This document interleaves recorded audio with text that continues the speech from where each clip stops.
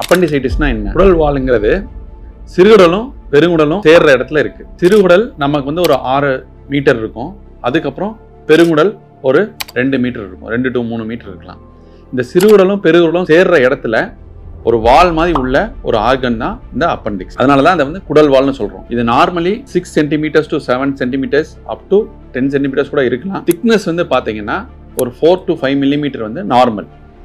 ஆனா இது பிரச்சனை ஆகும்போது அது வீக்கம் அடையும். வீக்கம் வந்து 6 மில்லிமீட்டர் to 1.2 சென்டிமீட்டர் வரைக்கும் போகலாம். இந்த வீக்கம் ஆகும்போது தான் அது இன்ஃபெக்ஷன் ஆயிருக்கு. அதை தான் நம்ம அப்பண்டிசைட்டிஸ்னு சொல்றோம். எங்க போனாலுமே அப்பண்டிசைட்டிஸ் இருக்கு, நீங்க டாக்டர்கிட்ட போய் ஸ்கேன் பார்த்தீங்கன்னா அப்பண்டிசைட்டிஸ் இருக்கிறதுனால நீங்க எங்க ஆப்ரேஷன் பண்ணுமோ எந்த டாக்டர் நீங்க பார்க்கணுமோ ஒரு சர்ஜன்ட்ட ரெஃபர் பண்ணுவாங்க.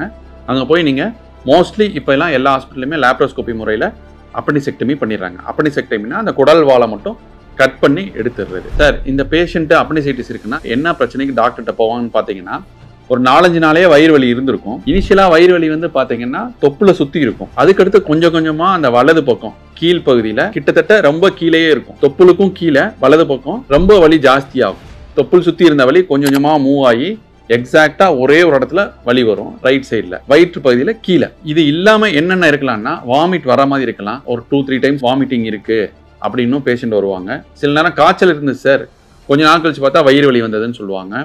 சில பேருக்கு பசியின்மை, பசியே எடுக்காது, சாப்பாடை பார்த்தா ஒரு மாதிரி வாமிட்டிங் சென்சேஷன் வரும். இந்த மாதிரி ப்ராப்ளம்ஸோட பேஷண்ட் வரலாம். சில நேரம் லூஸ் மோஷன் கூட வரலாம் பேஷண்ட்டு. வயிற்று வலியோட வந்தாங்கன்னா எப்பயுமே ஒரு ஸ்கேன் பண்ணுவோம். ஸ்கேன்ல என்ன பார்ப்பீங்க சார்னு பார்த்தீங்கன்னா வேற ஏதாவது பிரச்சனைனால இந்த சிம்டம்ஸ் இருக்கா, இல்லை ரியலி அந்த குடல் வால் வந்து வீக்கம் அடைஞ்சிருக்கான்னு பார்க்கணும். அப்படி வீக்கம் அடைஞ்சிருந்ததுன்னா எவ்வளோ வீக்கமாயிருக்கு அப்படிங்கிறத நம்ம ஸ்கேன் டாக்டர் சொல்லுவாங்க. சில நேரம் பேஷண்ட் சிவியரா பெயினோட வரும்போது வீக்கம் மட்டும் இல்லாமல் உள்ள வந்து நம்ம மோஷனோட ஒரு சின்ன பார்ட் ஃபீகோலத்துன்னு சொல்லுவாங்க, அது போய் உள்ள மாட்டிக்கிட்டு அதுக்கு பின்னாடி இருக்கிற அப்பண்டிக்ஸ் வந்து நல்லா வீங்கிடும். ஸோ அந்த இடத்துல ஓட்டை விழுக வாய்ப்பு இருக்குது. அதை வந்து அப்பண்டிகுலர் பெர்ஃபரேஷன் சொல்லுவாங்க. ஒன்ஸ் ஓட்டை விழுந்துருச்சுன்னா நம்ம வயிற்றுக்குள்ள சுரப்பி எல்லாமே வெளியே வர ஆரம்பிச்சிடும். ஸோ பாக்டீரியா வயிற்றுக்குள்ளே ஸ்ப்ரெட் ஆக ஆரம்பிச்சிடும். இதெல்லாம் வந்து சிவியர் காம்ப்ளிகேஷன்ஸ் ஆஃப் அப்பண்டிசைட்டிஸ்னு சொல்லுவாங்க. இந்த மாதிரி வரும்போது நமக்கு ஆப்ரேஷனும் கொஞ்சம் கஷ்டமா இருக்கும். பேஷண்ட்டுக்கும் உடம்புல ரத்தத்துல எல்லாத்துலயும் இன்ஃபெக்ஷன் பரவி இருப்பாங்க. ஒரு 2-3 டேஸ் ஆன்டிபயோட்டிக் போட வேண்டியது இருக்கலாம். ஸோ ஒன்ஸ் பேஷண்ட் ரிசீவ் பண்ணா நம்ம ஸ்கேன் பார்க்கறது இதுதான் ரீசன். ஸ்கேன்ல சப்போஸ் டவுட் இருக்கு, வலி இருக்கு, பேஷண்ட்டுக்கு அந்த இடத்துல ஸ்கேன்ல ப்ரோப் வைக்கும் போது வலி இருக்கு, அப்பண்டிக்ஸ் வந்து சரியா தெரியல, உடல்லாம் உள்ள காத்து இருக்கிறதுனால அப்பண்டிக்ஸ் சரியா சாதா ஸ்கேன்லாம் பார்க்க முடியுங்கிறப்போ சிடி ஸ்கேன் அட்வைஸ் பண்ணுவோம். சிடி ஸ்கேன்ல என்னென்ன பார்க்க முடியும்னா உண்மையிலே அப்பண்டிக்ஸ் வீக்கம் அடைஞ்சிருக்கா, அப்பண்டிக்ஸ் வந்து பெருங்குடல் சிறுகுடல் பகுதிக்கு பின்பகுதியில் இருக்கா முன்பகுதியில் இருக்கா, எவ்வளோ இன்ஃபெக்ஷன் ஆயிருக்கு, அப்பண்டிக்ஸை சுற்றி நீர் கோர்த்துருக்கா, இல்லை அப்பண்டிக்ஸில் ஓட்டை விழுந்து அந்த நீர்லாம் சுற்றி பரவி அந்த இடத்துல பஸ்ஸு அதாவது சலம்லாம் ஃபார்ம் ஆயிருக்கா அப்படின்லாம் பார்க்க முடியும். சில நேரம் என்ன ஆகும்னா நம்ம அப்பண்டிக்ஸ் வந்து நம்ம எதிர்ப்பு சக்தியே அப்பண்டிக்ஸை ஹீல் பண்ணணும்னு நினச்சி சிறுகுடல் பெருங்குடல் கொழுப்பு எல்லாமே சேர்ந்து வலது பக்கம் அந்த அப்பண்டிக்ஸை சுற்றி ஒரு மாஸ் ஒரு கட்டி மாதிரி ஃபார்ம் பண்ணிடும். அது டாக்டர் கை வச்சு பார்க்கும் போதே நமக்கு தெரியும். அந்த மாதிரி ஒரு மாஸ் ஃபார்ம் ஆயிருந்துச்சுன்னா ஆப்ரேஷன் வந்து ரொம்ப கஷ்டமா இருக்கும். அந்த நேரத்தில் நம்ம போய் ஆப்ரேஷன் பண்ணக்கூடாது. பேஷண்ட்டை எக்ஸ்பிளைன் பண்ணி இங்க பாருங்க அப்பண்டிக்ஸ் இருந்திருக்கு, உங்களுக்கு இன்ஃபெக்ஷன் ஆயிருந்திருக்கு, ஆனால் அப்போ நீங்க அதை சரியா பார்க்காம விட்டதுனால இப்போ அந்த இடத்துல ஒரு கட்டி மாதிரி ஃபார்ம் ஆயிருக்கு. ஸோ ஆன்டிபயோட்டிக் போட்டுட்டு ஒரு 6 வாரம் கழிச்சு தான் நம்ம லேப்ரோஸ்கோபிக் மூலமா ஆப்ரேஷன் பண்ண வேண்டியது இருக்குங்கிறத எக்ஸ்பிளைன் பண்ணி பேஷண்ட்டை வெயிட் பண்ண வைக்க வேண்டியது இருக்கும். பேஷண்ட்டுக்கு வந்து இப்போ வர்றாங்க அப்படின்னா நம்ம ஸ்கேனு சிடி ஸ்கேன்லாம் பார்த்தது போக ஒரு பிளட் டெஸ்ட்லாம் மைனர் பிளட் டெஸ்ட் எல்லாமே பார்க்க வேண்டியது இருக்கும். அதில் வெள்ளை அணுக்கள் எவ்வளோ இருக்கு, வெள்ளை அணுக்கள் ரொம்ப ஜாஸ்தி இருக்காங்கிறத பார்க்கணும். ஏன்னா வெள்ளை அணுக்கள் ஜாஸ்தி இருக்குன்னா அவ்வளோ இன்ஃபெக்ஷன் இருக்குன்னு அர்த்தம். இன்டைரக்ட் இன்ஃபர்மேஷன் நமக்கு. ஸோ உள்ள வந்து நமக்கு கொஞ்சம் கஷ்டமா இருக்க வாய்ப்பு இருக்கு, ஆன்டிபயோட்டிக் ஜாஸ்தி போடணும் அப்படிங்கிறதெல்லாம் நம்ம வெள்ளை அணுக்களோட இதை வச்சு பார்த்துக்கலாம். சில நேரம் சின்ன குழந்தைங்கள், அதாவது ஒரு 6 வயசுலேருந்து ஒரு 14 வயசு வரைக்கும் வர்ற குழந்தைங்கள் அந்த வலது பக்கம் கீழ்ப்பகுதியில் வலின்னு வருவாங்க. அவங்களுக்குலாம் பார்த்தீங்கன்னா அப்பண்டிக்ஸ் நார்மலாக இருக்கும், ஆனால் அங்குள்ள நெறிக்கட்டிகள் அதை வந்து மீசென்ட்ரிக் அடினைட்டிஸ்ன்னு சொல்லுவாங்க. அந்த மாதிரி நெறிக்கட்டிகள் மட்டும் வீங்கிருக்கு, ஆனால் அப்பண்டிக்ஸ் நார்மலாக இருக்குன்னு சொன்னாங்கன்னா அந்த மாதிரி பேஷண்ட்டுக்கு நம்ம எப்பயுமே உடனே போய் ஆப்ரேஷன் பண்ணுங்கிறத சொல்லக்கூடாது. நெக்ஸ்ட்டு அந்த ஏன் வந்திருக்குன்னு பார்த்தீங்கன்னா அந்த குழந்தைங்கலாம் வந்து கையை சரியாக கழுவாமல் வாயில் கை வச்சிருவாங்க, வயிற்றில் பூச்சி இருக்கலாம். அந்த மாதிரி பேஷண்ட்ஸுக்கு நம்ம ஒரு 2 வீக்ஸ் ஆஃப் டேப்லெட்ஸ் கொடுத்தாலே அந்த நெறிக்கட்டிகளோட வீக்கம்லாம் குறைஞ்சிரும், பேஷண்ட்டுக்கு சிம்டம்ஸ் குறைஞ்சிரும். ஸோ எல்லா தடவையும் வலது பக்கம் கீழ்ப்பகுதியில் வயிற்றில் வலி வந்தால் அது அப்பண்டிசைட்டிஸ்ன்னு கிடையாது. மற்ற ஏதாவது பிரச்சனை இருக்காங்கிறத நம்ம ஷுவராக கன்ஃபார்ம் பண்ணாமல் யாருக்கும் ஆப்ரேஷன் நம்ம கமிட் பண்ணிட மாட்டோம். ஸோ ரொம்ப வயசானவங்க அதே இடத்துல வலியோட வந்தாங்கன்னா பெருங்குடலில் கட்டி கூட இருக்கலாம். ஸோ அவங்களுக்குலாம் ப்ராப்பராக ஒரு சிடி ஸ்கேன் பண்ணி பெருங்குடல்லாம் நார்மலாக இருக்குது, வேறு எந்த பிரச்சனையும் இல்லை, அப்பெண்டிக்ஸ் மட்டும்தான் பிரச்சனை அப்படிங்கிறத உறுதிப்படுத்தாமல் ஆப்ரேஷனுக்குன்னு யாருக்குமே கமிட் பண்ணுறது கிடையாது.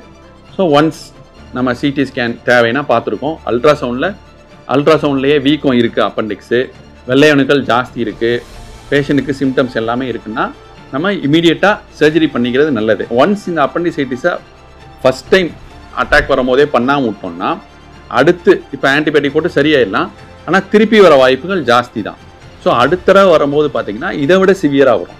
அப்போது ஆப்ரேஷனும் கஷ்டமாக இருக்கும், டாக்டருக்கும் ஆப்ரேஷன் பண்ணும்போது கஷ்டம் இருக்கும், பேஷண்ட்டும் அந்த சிவியாரிட்டி ஜாஸ்தியாகிறதுனால நிறைய கஷ்டங்கள் அனுபவிக்க வேண்டியது இருக்கலாம். ஸோ எப்பயுமே இனிஷியல் ஸ்டேஜ் ஃபஸ்ட் அட்டாக் இந்த மாதிரி வெறும் வீக்கம் மட்டும் இருக்குது, அந்த மாதிரி நேரத்துலேயே நம்மளால் முடிஞ்சால் ஆப்ரேஷன் பண்ணிக்கிறது ரொம்ப நல்லது. ஸோ ஒன்ஸ் நம்ம டயக்னோஸ் பண்ணிட்டோம், பேஷண்ட் வில்லிங் ஃபார் சர்ஜரி, பேஷண்ட்டை புரிஞ்சுக்கிட்டாங்க, இந்த தடவை ஆப்ரேஷன் பண்ணுறது நல்லதுன்னு புரிஞ்சுக்கிட்டாங்கன்னா நம்ம ஆப்ரேஷன் பண்ணுறது வந்து லேப்ரோஸ்கோபிக் மூலமாகவோ இல்லை ரோபோட்டிக் சர்ஜரி மூலமாகவோ பண்ணுவோம். இதுக்கு பார்த்தீங்கன்னா 3 சின்ன சின்ன ஹோல் தான் போடுவோம். ஒரு சின்ன ஹோலும் பார்த்தீங்கன்னா 5 mm to 7 mm தான் இருக்கும். ஸோ பேஷண்ட்டுக்கு வந்து ஒன்ஸ் சர்ஜரி பண்ணதுக்கப்புறம் ஒரு 2-3 months கழிச்சு பார்த்தீங்கன்னா தழும்பே கம்ப்ளீட்டாக இருக்காது. இதே இது அந்த டைம் பண்ணாமல் விட்டு அந்த அப்பெண்டிக்ஸே அடுத்த லெவல் அப்பெண்டிசைட்டிஸ்லேருந்து ப்ரெஃபரேஷன் ஆகியோ இல்லை ரொம்ப இன்ஃபெக்ஷன் ஆகி பஸ்லாம் வச்சு ஆப்ரேஷன் பண்ணுங்கிறப்போ ஒரு 5% வந்து லேப்ரோஸ்கோப்பியில் பண்ண முடியாமல் போகலாம், அவங்களுக்கு ஓப்பன் பண்ணி பண்ண வேண்டியது இருக்கும். ஸோ தழும்பு வரும். ஆப்ரேஷன் முடிஞ்சதுக்கப்புறம் இங்கே ஹாஸ்பிட்டலில் 4 to 5 days எக்ஸ்ட்ராவாக இருக்க வேண்டியது இருக்கும், ஐசியூவில் ஒரு நாள் வைக்க வேண்டியது இருக்கலாம். இந்த ப்ராப்ளம்ஸ்லாம் வேண்டாம் அப்படின்னு நினச்சிங்கன்னா ஃபஸ்ட் டைம் அட்டாக் வரும்போதே மினிமல் இன்ஃப்ளமேஷன் இருக்கும்போதே, அதாவது திக்கனிங் மட்டும் இருக்குது, வீக்கம் மட்டும் இருக்கும்போது பண்ணிக்கிட்டிங்கன்னா நல்லது.